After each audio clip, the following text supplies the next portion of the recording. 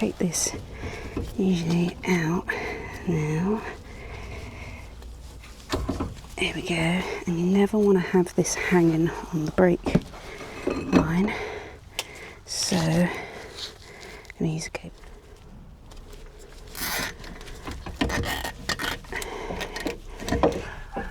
That keeps that nice and out of the way. Right, so pop these off.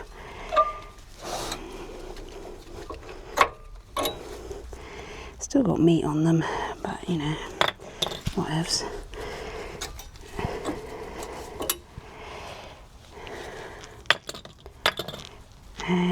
Right, so now I'm going to take these bolts off the back so I can get the whole caliper inside, and these are done up to 110 Newton meters, and because there's rust on the side where the brake disc kind of side of the bolt, they're quite stiff to get off. So I'm gonna put some, this is good stuff, plus gas, don't need much, and do not light a match when you're using this because it's pretty nasty. But yeah, I can see on the back here, basically down the back where the bolt end is, it's getting all mullered by brake dust, so that's what makes it hard to sort. Right, let's try. I know this isn't an impact bit, but I haven't got an 18, so sacrifices have been made.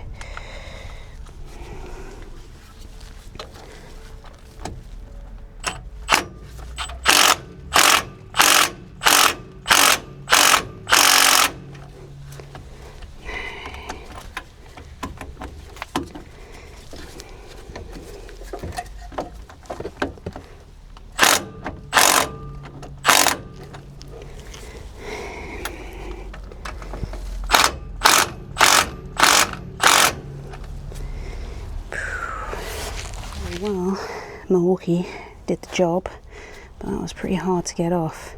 But what happens is the nuts at the back, and it just gets really crispy in there. But I'm going to put loads of anti-seize on there afterwards so that doesn't happen again. Right, now to get this off, so I'm going to put a little bit of plus gas on these, why not, and take them hose off. Oh. So it is, pretty sure it was that one maybe.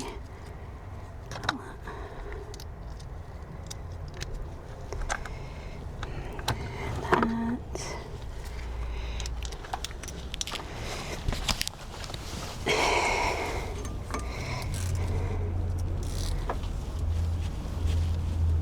Oh, you bastard.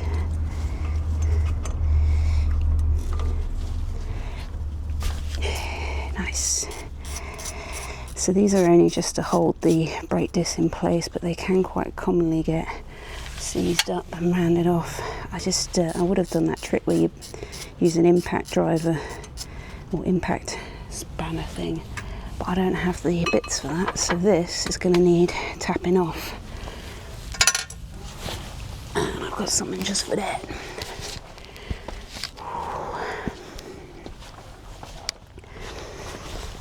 So, the bit where it'll be catching is probably around here.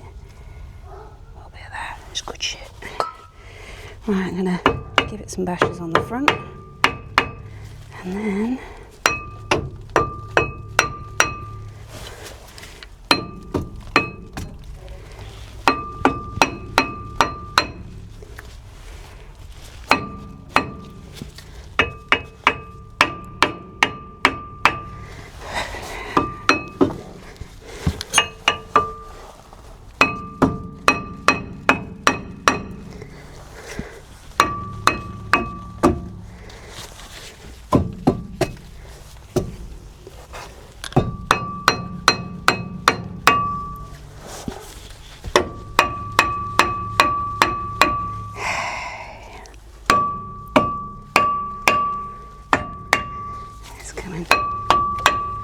there we go. Now she blows. So now I'm going to clean all of this hub up. And I'm going to do a bit of lanyard guard sealing around here. So let's do that.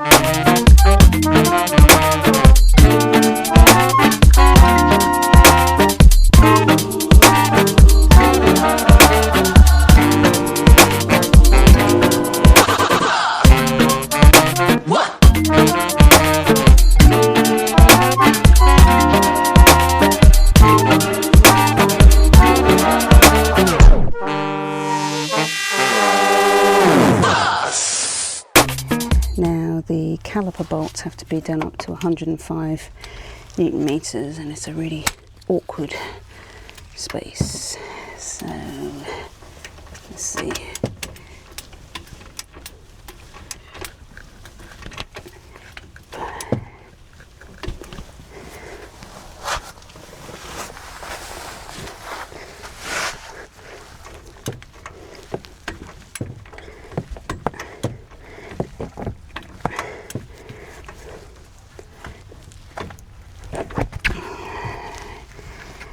So strong.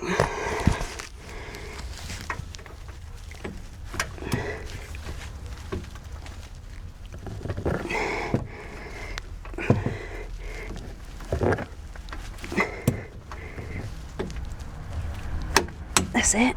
Yeah.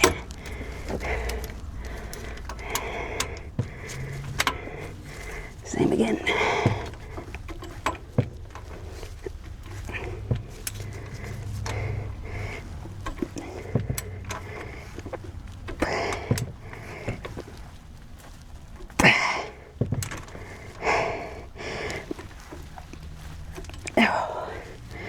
Lightweight.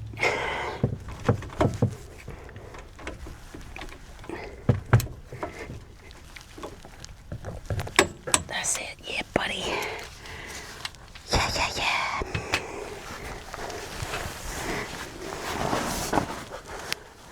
Right, now here comes the really annoying bit. Getting these on. So the front one's easy, back one's a bit tricky. This one goes on the inside, and this one goes on the outside.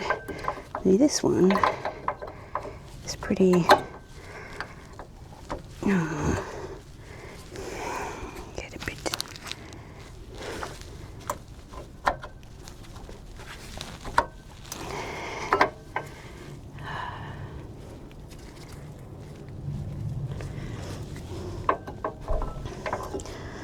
they flinch with their weird ways of doing things. There we go. See, that one's okay, but I find the back one hard. So, yeah. What I found is the springs, when you compare them to the stock ones, it seems to vary a little bit actually, but what I found is if you just compress the spring a little bit with some pliers whilst it's on the pad, and then I put a tiny bit of copper grease on the back, it just helps it slide in.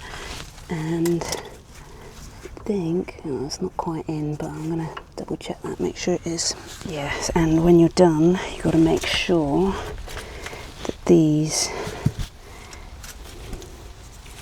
this is all the way in, not kicked out.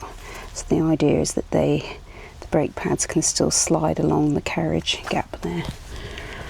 Okay, right, let's put the caliper back on.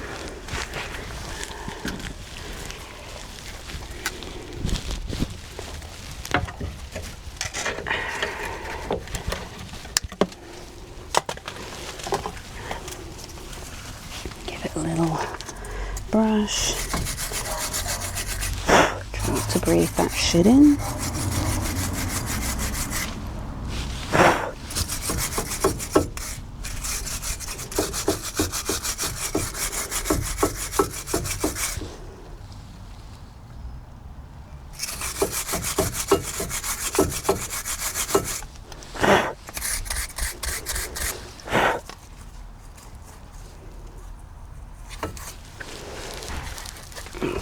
Okay, right, I'm going to put a tiny bit on here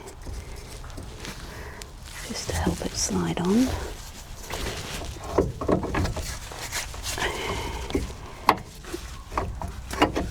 Yeah, looks good. And then bolts back on. I did get some bolts with the brake pads, but I am going to use the OEM ones because the other ones just look a bit not as good, a bit monkey metal-esque, so they should be fine.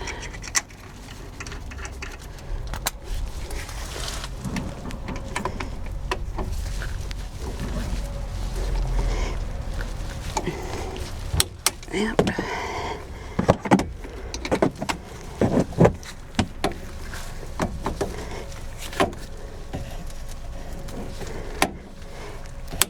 There we go.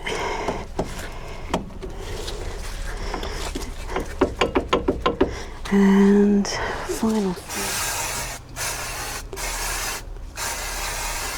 bit of brake clean.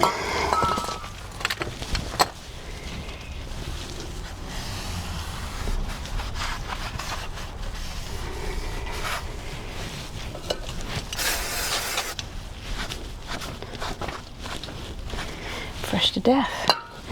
Put the wheel back on, torque up the nuts, 110 Newton meters on the wheel nuts. Good. Okay, and then final thing you should do is always pump the brake pedal afterwards, because if you start the car and you haven't done that and you put your foot down, it will go to the floor. Right, let's take it for a test drive.